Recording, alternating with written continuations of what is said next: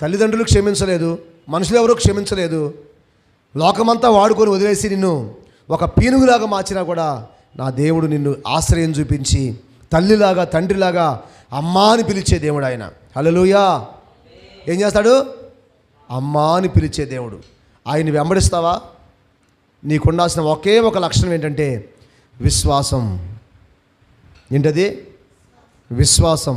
నీ విశ్వాసమే నిన్ను స్వస్థపరిచిద్ది, నీ విశ్వాసం నిన్ను బలపరిచిద్ది, నీ విశ్వాసం నిన్ను ఉన్నతమైన రాజ్యానికి హక్కుదారులుగా మార్చిద్ది. నీవు నిజంగా పశ్చాత్తాపడితే, నేను చేసేది పాపం అని తెలిస్తే నువ్వు చేసే పని ఏంటి తెలుసా?